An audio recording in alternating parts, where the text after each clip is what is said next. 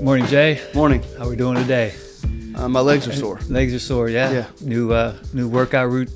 I Regiment. ended with 100 leg extensions and 100 leg curls. And I only did 55 pounds on the extensions and I think 65 or 70 on the curls. But by the end, I was just doing sets of 5. So Yeah. my legs are dead. If you're anything like me, I don't spend a lot of time on the legs, although I'm starting to add a little bit more to my routine. I've always had bigger legs. And now that I embrace the shorter shorts, I want to make sure my quads look good. So I'm very focused on making sure I keep my legs looking good. Some things never change.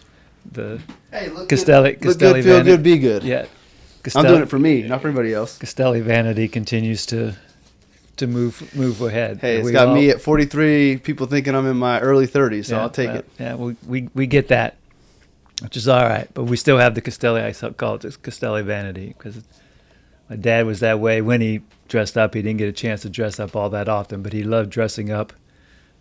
So he was always a front of mind when it came time to dress up. He had a couple really nice suits that he would love to be in.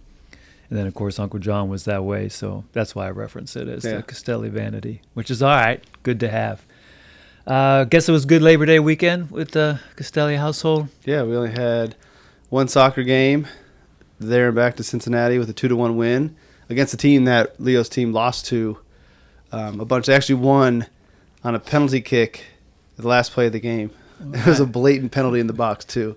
I don't think the kids knew exactly how much time was left, so that was good. Yeah. And then the weather here was perfect. Yeah, like we've been I think lucky. I may have saw 1 or 2 clouds in the sky. Yep. So every morning I was on the patio reading. I did some meditation out there. Like I just wanted to be outside. It reminds me of how much I love the sun and that 70 to 80 degree weather. So Southern California continues to call me. Yeah, no, it definitely has been perfect these last couple of weeks, going from the furnace, steam bath July that we had to just having that comfortable. So, we've had the house opened, this past 2 weeks. Just so nice to have it completely opened and at night, sleeping through the night with it all has been great. So hopefully, it looks like, I was looking through the month of September, looks like our September is supposed to remain this way. So that'll be a blessing to have. Well, good to be here, and all of you either listening or watching. Hope your Labor Day weekend was good, and for those of you still working, that gave you a chance to actually to pause and enjoy the rest, which was the purpose of this Labor Day celebration, and into the new week, new month already. So, Jay, I thought what we'd chat about a little bit today is, as I'm continuing to put together thoughts and continue to make my moves and adjustments and settle into more of this Encore life, which is what this year seems to be calling me to do, and not so much settle in, but more accept and be willing to continue to look forward in a different mindset. Started thinking a little bit about, well, what is success? Not necessarily, that retirement has to be a success, because life just needs to be a success by your definition. So that made me start thinking about maybe a good discussion for us to kind of revolve around today, and how I tried to tie it together was taking a look a little bit at success, maybe being defined once again between the millennial and the baby boomer, but how that ties maybe a little bit into what our life should be and how it continues to evolve. So I looked at it saying, well, is a purposeful life success? Or does the success lead into how you may define your life? So to start off, I did find a quote from Chadwick Boseman, and it goes something like this. Purpose is an essential element of you. The struggles along the way are only meant to shape you for your purpose. Struggles along the way are meant to shape you for your purpose.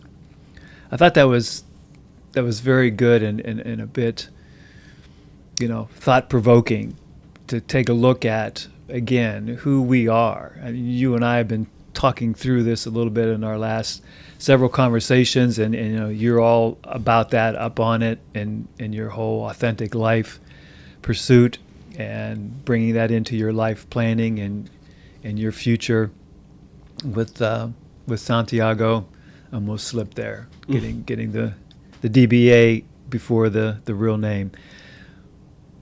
But seeing that a meaningful life and our identity and personal meaning seem to be central to this encore phase of life. It looks like really this keeps coming back to me, and maybe that's the exercise in life, to have that continue to come back to you and recognize that your purpose, your personal meaning, your identity isn't some sort of fixed destination, right? That you continue to move along, this life continuum, this life that we have in front of us. And as much as I talk about settling in and enjoying your life, using the lyric from the Temptations song that I use many times, love the life I lead, live the life I love. That just resonates more and more. And as we look at this, I think the shaping of that purpose has to be around looking at risks and maybe some of the risks that a person doesn't take might be the reason they miss out on truly living the life that they are meant to live, if that's making any sense. Mm-hmm. But I'm sensing, and for me, one of my little setbacks is I may not have necessarily reframed myself throughout life. Not that there's anything wrong with it, and as I said, I feel very fortunate about my life and where I'm at and what I've accomplished. And I don't think I would have had it any other way, because as many times as I stop and think about, well, what did you expect out of life anyways? In some of our earlier discussions when we started off on this podcast, I talked about how how blessed my life has been with the family I was born into. Growing up, it became obvious that I needed to move out of our little still town, and so that led me to going to college when many of us didn't go to college. When I graduated, we all went to work in the mill, and how that propelled me to go the path that we're at, and voila, 48 years later, here we are, and here I am. So I've never looked at my life as not being successful. So maybe it's more of a matter of the need for us to reframe our life as we move along, right? I mean, success is such a deeply personal concept. Yet we're also, I think, victims of a definition maybe by our generation. So here's what I want to get to: millennial versus baby boomer. So I look at myself, the baby boomer, and those of us in the baby boomer age, we're probably deeply defined by that post-war economy and that very changing social world that came about in the 70s and 80s. Mm-hmm. Meaning that the landscape and that post-war economy led us into this maybe box. And it does resonate, obviously, with me. The idea of getting that college education, staying at the job until, you retire, climbing that ladder, maybe getting married, having the family, trying to maintain that work-life balance, separation as time wore on, building that good reputation, and then retire. That's how it seemed to have been defined for the baby boomer generation. And I think our last episode, you kind of talked that about with me and defined me by that when we were talking about, again, this whole idea of purpose and what that means. So if that might have some value to say that even though success is deeply personal, but yet maybe defined by a generation, how do you think, and what do you think as a millennial, that whole concept of defining success is by your generation? Or do you even think the millennials think about success by some given definition or formula like baby boomers and I the quiet generation? I think the acceptable definition of success is changing. But at the end of the day, I think that I do think the definition of success should be up to you. I think chasing this definition of success that's out there by others is what creates a lot of unhappiness. Because I think that for my generation, and I'm an old millennial, for the longest time, success was materialism. Big house, fancy cars, money, and then social media comes along in our early to maybe mid adult years, and like that just exasperates it. So now definition of success is this false image that you might be seeing of somebody else's social media feed presenting this life that they think is successful because society said it's successful, but it may just be a mirage. So now we're looking to Instagram and TikTok and whatever, LinkedIn, all the social media platforms, and looking at what that person has, that's success because, they have a lot of followers, or they have a big audience, or they're traveling the world, whatever it might be. And like, we're chasing that definition of success, which that might be success for that person, but it may not be success for you. So if you're chasing someone else's definition of success, you're never going to be happy. Because even if you get there, that's not really what success means to you. You picked that because you saw that and you thought that's what would make you happy. But most of the time it doesn't. That's why you see billionaires and millionaires who are unhappy.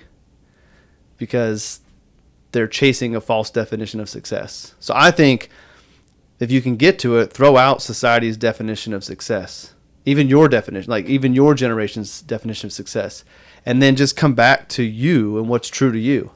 So for me, like, success begins with the family stuff. Success begins with me being able to be me.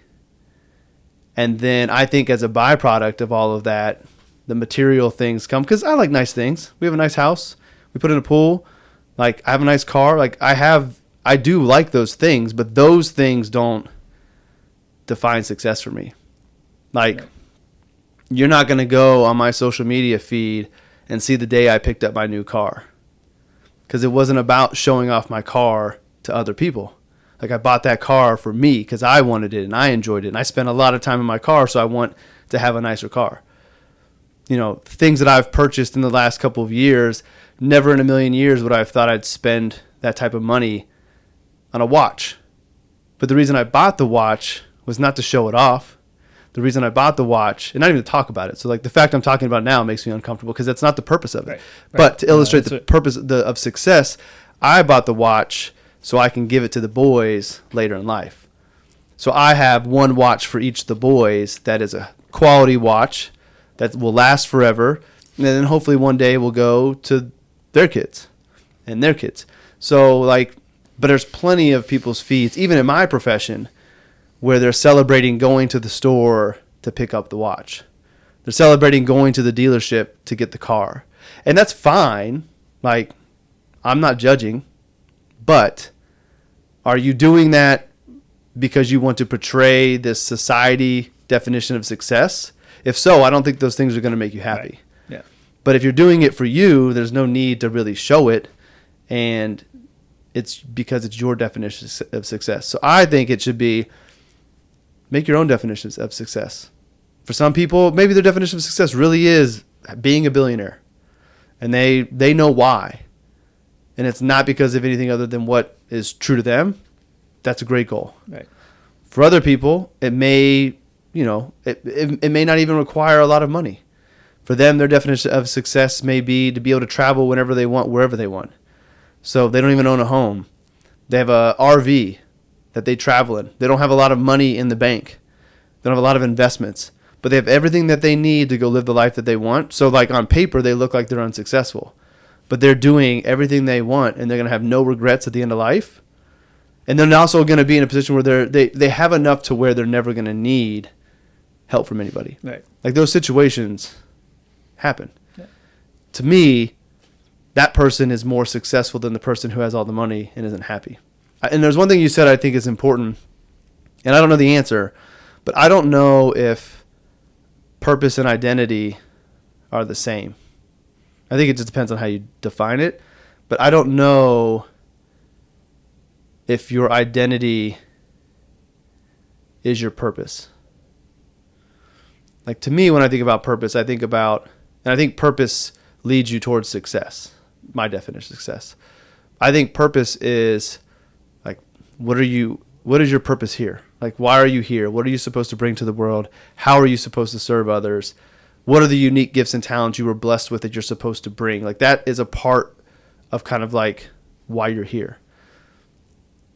I think that might shape your identity, but I don't think purpose and identity are the same thing. I think identity, as I talk about it out loud, I think identity ends up being shaped by your purpose. So they're connected, but I don't think they're one and the same. Yeah. Yeah. Excuse me. I would agree. And that's, again, where I wanted to drill down today and link this thought and this process. I have one more thought. Sorry. That's right, cool. On success. I think you'll know your definition of success. This is the woo in me. It's a feeling. Yeah. Like, I think when you write down the things that you would define as successful for you, and when you read those back and you're honest with yourself, you'll have an internal feeling of that feels right, or there's still going to be a little bit of discontent. Now, you may not accept it or acknowledge it, but I think when you know what success is for you, you'll feel it. And then I think when you know, it makes it easier to move forward, because now you use that as your North Star and you run everything through that lens of, does this move me towards what I say is success for me? And another thing that I think is important, your definition of success will change over time. So I don't think the definition you set today will be the definition next year, potentially, because our definitions and our understanding of our purpose and what it is we want to do is influenced by the experiences we have in life. So my definition of success today may not include something that I don't even know is possible because I haven't talked to the person who's done that thing. Or if you think about, like, when you set a goal and you achieve the top of that mountain, now you're looking at the world from a new level, a higher level, and now you see new possibilities. You see a new mountain that you couldn't see before because you had to get to the top of the mountain to see the mountain that was behind it. Yeah. So I think that, I talk about the authentic life as an evolution. I think your definition of success is an evolution as well, and maintaining that definition that's true to who you are at this time is really, really important. It's a part of alignment. Yeah.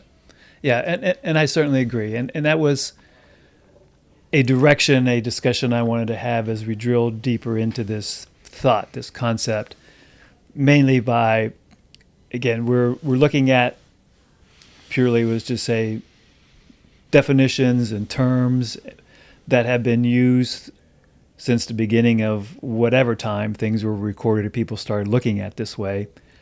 Because at some point in history and time, obviously, success would have been driven by the need to just survive. Mm-hmm. If we think back to the evolution of us and time through history, if we were talking today, if we were living back in the day of, whatever century you want to talk to, mm-hmm. many of those we would have this conversation is about, well, how my success would be just finding enough food and water to survive today, mm-hmm.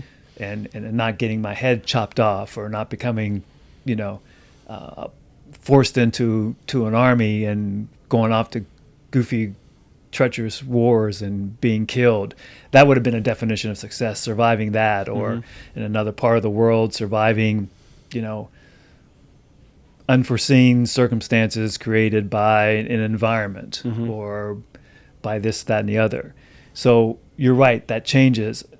For me now, when I look at this Encore phase and started thinking this, part of it driven by just my curiosity of how do I shape this? And part of it was to say, forget about trying to define success.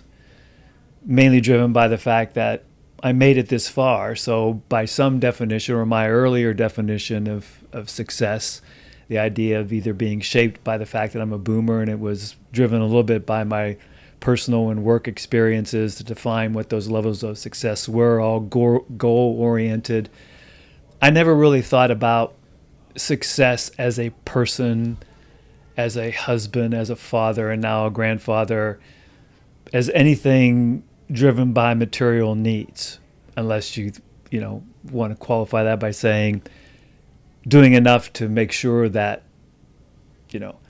Mom and I had a good life, you and Kristen had a good life growing up. We got you two through college. Now with the grandkids, we're able to do things with grandkids as we did this weekend with, Kaya and Silas. And even though those kind of are material related, since they all equate to doing something and having something material at the end of it. Yeah, but I don't think of it that way. It was the experience. It's just the of the experience, weekend. exactly. Like, That's the idea. The idea that all of it has been driven around making sure we have some sort of experience. Like I say, I always thought of myself as a success of just getting to where I was at any point in life. Getting accepted into college, getting accepted into W&J as one of the schools. That was a success because I got in. I didn't think I would get into that.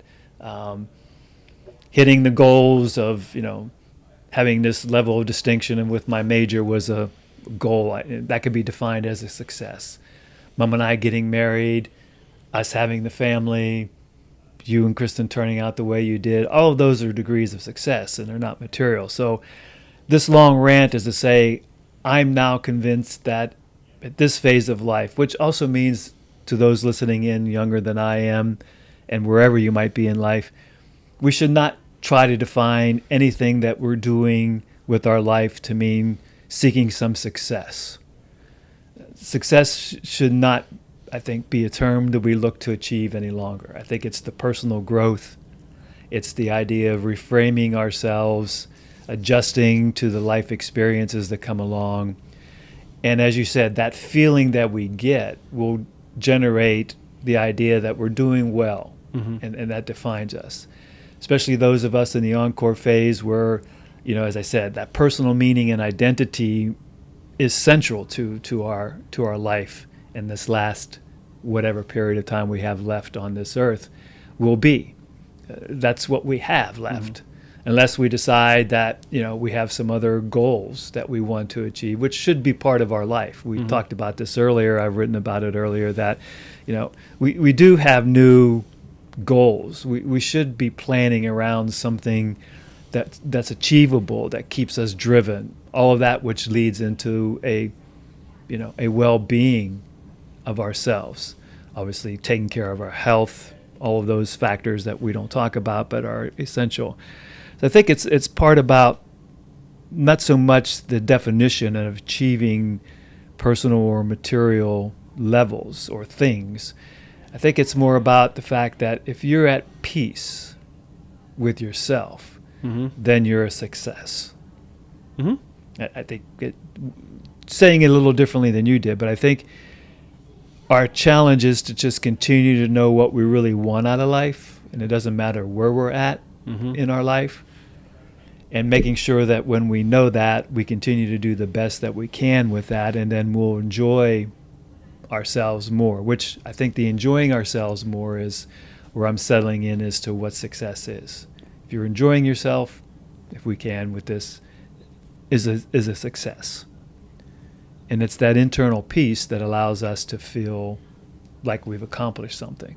So it's more about accomplishing, driven by the need to, again, we have to fulfill those human wants and needs. We are human, so we'll always have wants and needs. We'll always have desires.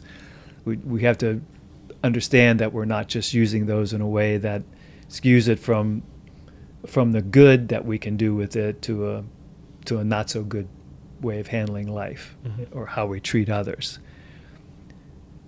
So to bring myself back to reality a little bit, and just to say, my definition, just even though I said the toss defining what success is, I think for me that whole definition that I've driven myself to achieve in life is more acceptable to me today, and that is just to be in an alignment with my potential, first of all.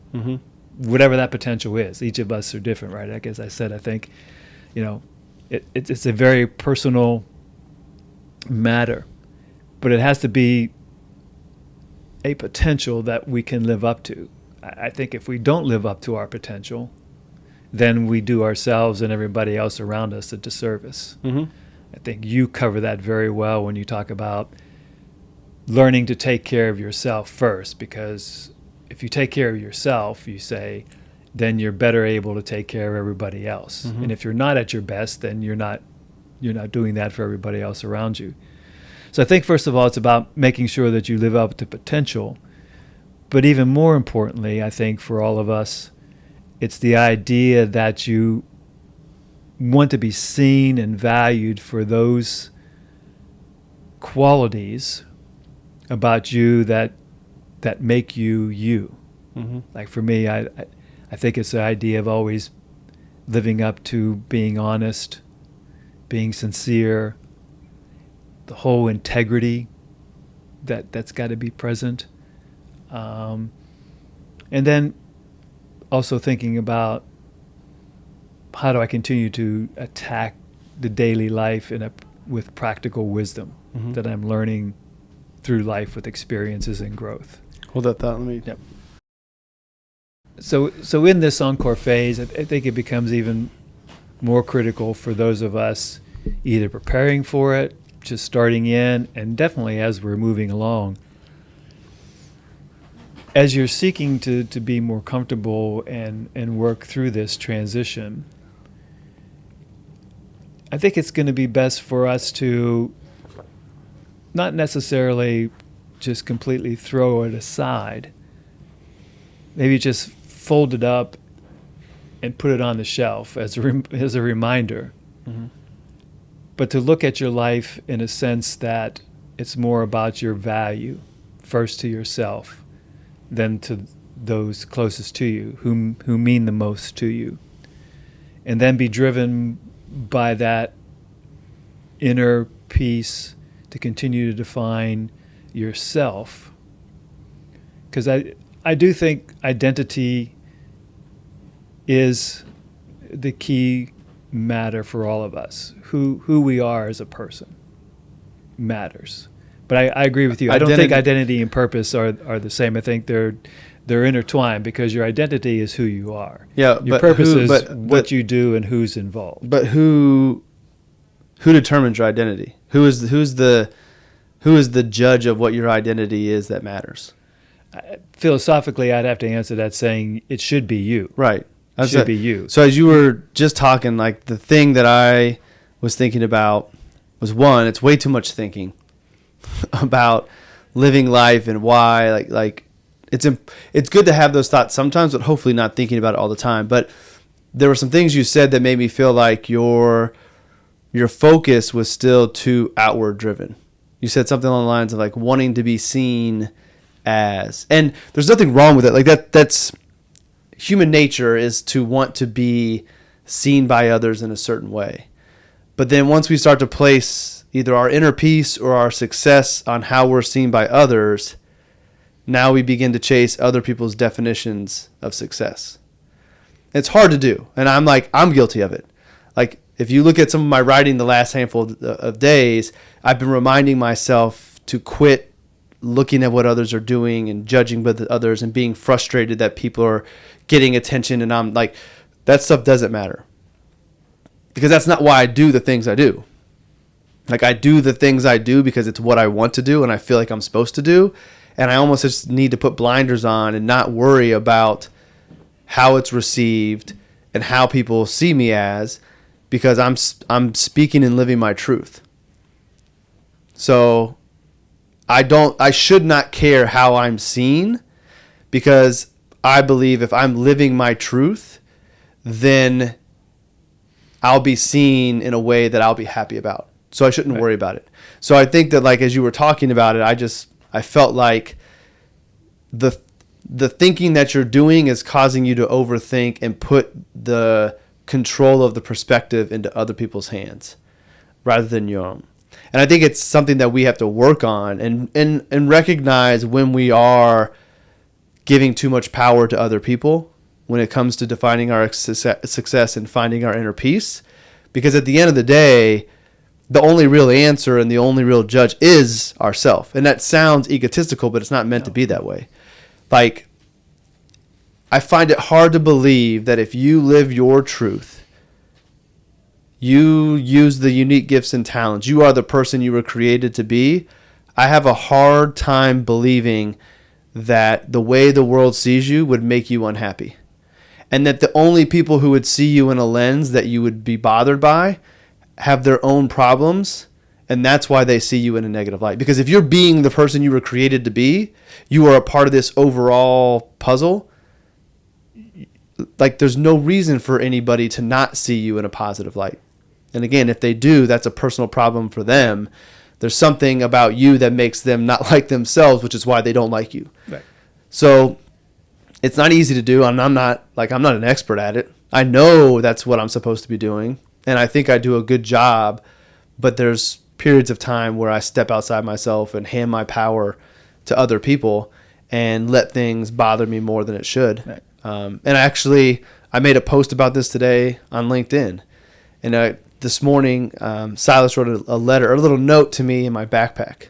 So every day when I make his lunch, which I don't make his lunch every day, but when he decides to take his lunch, I'll make it, and I always write a little note on on a napkin and put it in his lunchbox. He saves them. So last night he said, "Don't go in your backpack before you go," and so I get in there this morning, and he wrote me a note like I do for him. And so I shared it on LinkedIn. And I'm like, I don't have the biggest firm. I don't have the biggest podcast. I don't have the most followers. I don't have a huge YouTube channel, but I have this. And like, this letter is worth more than any of those things could ever be worth. Those things, the size of the audience is, that would be deemed as successful in society's eyes. If I had the number one podcast, if this was the number one podcast, if my firm was, a big attention getter and I'm on all these stages and all these things, like, that's success. But like, for me, getting that letter from Silas is success. Yeah. And I chose not to do the things to have the things I listed that I don't have. Like, I could have had a bigger firm. I could have a bigger audience. But the only way that I know to kind of achieve those things goes against my definition of success today. No judgment against anybody else who's doing those things, but I can't get to have those things today and be true to who I am and be true to what my definition of success is. Now, one day I can have that because my definition of success is going to change. My situation is going to change. What I'm able to do, what I'm able to prioritize will change as my life changes and my definition of success changes. But to get that letter from Silas, like, I don't need all that other stuff. Yeah. Like, nothing on that list that I don't have would make me feel as good as that note did. And there are a lot of people who don't have that. Right. Yeah. They got more money, they got bigger firms, they get more attention, but they don't have that because maybe they weren't around enough. They didn't do that for their kids to receive. And that doesn't mean they're bad. It just means that what they have chosen as their definition of success, or the success that they're choosing, doesn't necessarily give them that experience. Yeah. Yeah. Very, very true. Well, so anyways, I think that as I go on a rant now, just bring it all back to internal.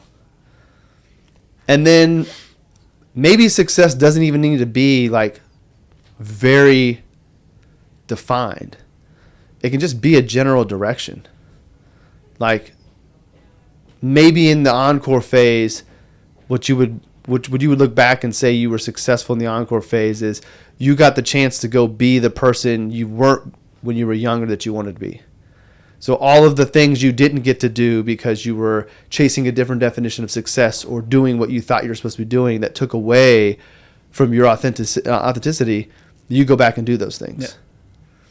And so it's not like, oh, in my Encore phase, my success is something tangible. It's just that when I look back, did I get to make up for lost time and be the version of myself I always wanted to be, or experience that? So it can be more abstract.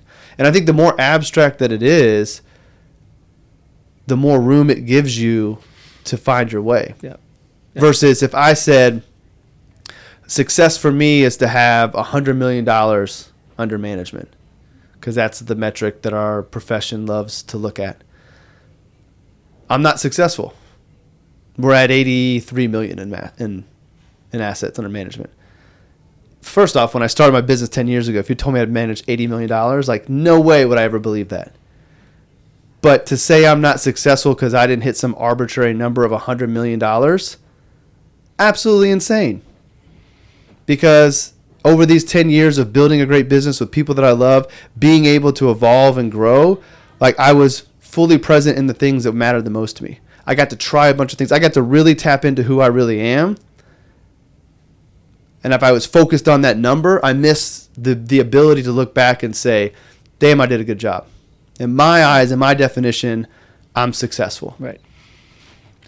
Yeah, and I think that's exactly, the point I was driving to this morning in our discussion, that it really is that idea of let's quit trying to define success. Just go live. Just live. Go be. Like, so know who you are. Live the life you want. And just don't worry about success. Right. And that's the point. That's where we've been. That's how we've talked a few times together, some of the written word. And I agree with you that it's the smaller things in this life that are truly rewarding, that let us know that we are achieving, that we are hitting our marks and who we are as that individual and what really means. Like, just hear you talking about writing notes, again.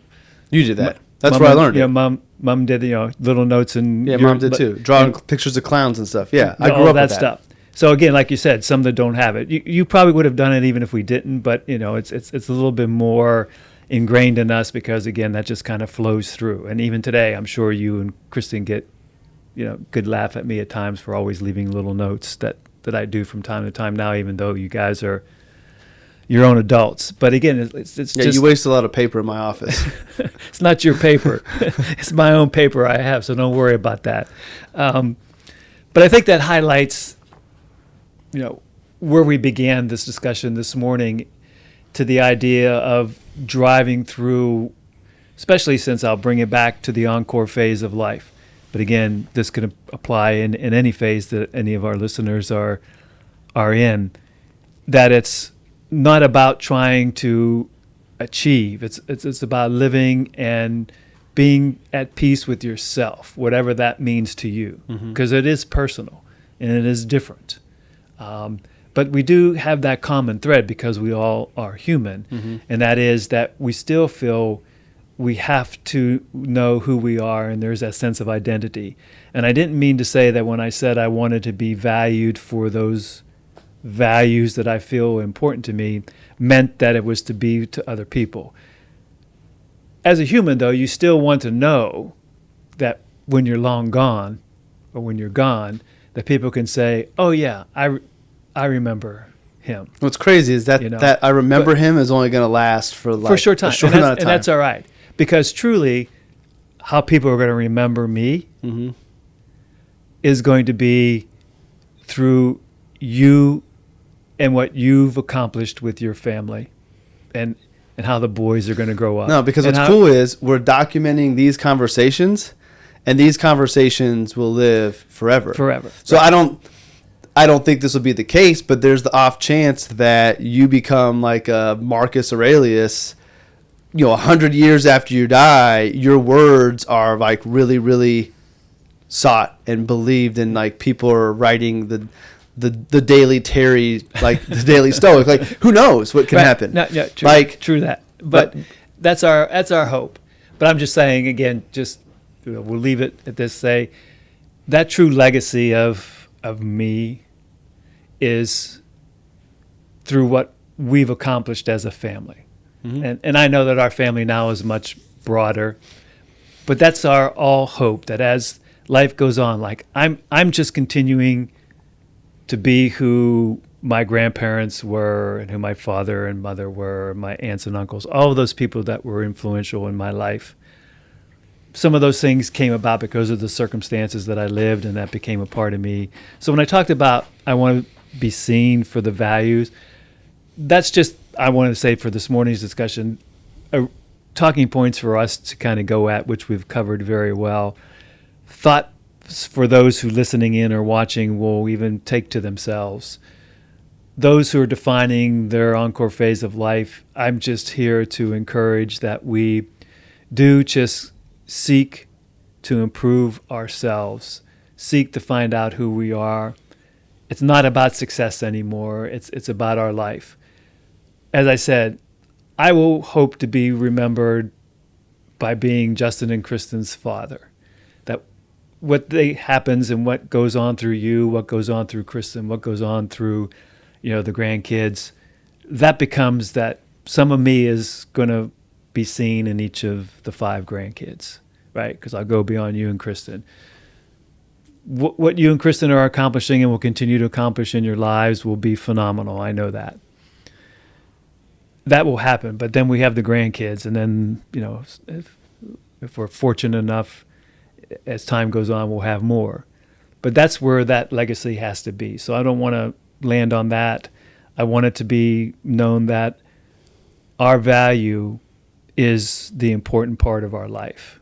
And I'm seeing that more and more in this phase as I'm adjusting, as I'm identifying what that purpose is. Because again, in this phase of life, we have to know what our purpose is, or redefine that with new circumstances, because they are new circumstances in life. We're seeing more and more of our mortality in life now. We're reminded of it. Each day we're reminded of it for certain reasons. And so we have to quit worrying about those things that aren't important to us, and identify that. So with identifying just the proper steps to take, and we'll say conceptually to continue to define who we are as individuals, I think our identity to ourself becomes more important in life than worrying about, are we successful? Mm-hmm. Because no matter what, you're a success. No matter where you're at in life, you're a success if you're still living and breathing, if you're a good person. To me, that's always been, hey, if you're living and breathing and you are contributing and you're a good person, then you're a success. The degrees of that are simply more of how far you reach beyond what's right in front of you. Further defines your value in life, right? We can quote a lot of, intelligent people and that talk about, your commitment and your value to society and reaching out and being more of that. And that's our true purpose in life, to be truly good beyond our measures and our means. Mm-hmm. There's enough of that written and spoken about way beyond my level of expertise. But it seems that in order to be happy, it has to be a fulfilling life. And I think that's where I want to encourage those out there listening or watching in to now focus in this phase of life, or any phase of life, is to just be happy and to continue to define yourself based on new circumstances, new opportunities you present to yourself or come your way. Or if finally you trip and fall flat on your face and pick yourself up and realize, oh, that's really what it's about, mm-hmm. and things. Those are the right purposes, if we could just use that. We'll still use the term purposes for saying you've got to do things for yourself as your purpose. The identity will be that which you find when you reach that inner peace where you're just comfortable with you. And with all of that, I think defines a level of life that you'll be fulfilled and happy. So we're no longer saying we need to be successful. We're just saying you need to be happy and live, mm-hmm. whatever that means to you, because it's all personal, mm-hmm. right? So we'll look at that as our I'll say set point, at least for me, it's my set point, my now North Star to continue with this life that I'm in and look forward to that. And so as we always close, we'll always close with, you never stop searching, you never give up, and you keep on seeking that greater purpose. Sounds good. Sound good? So again, Jay, thanks again as always. This is good. And let's see, where are we going from here?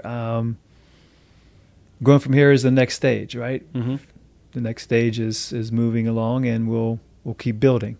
Sounds good. All right, man. Have a good day. All right, you too. Later.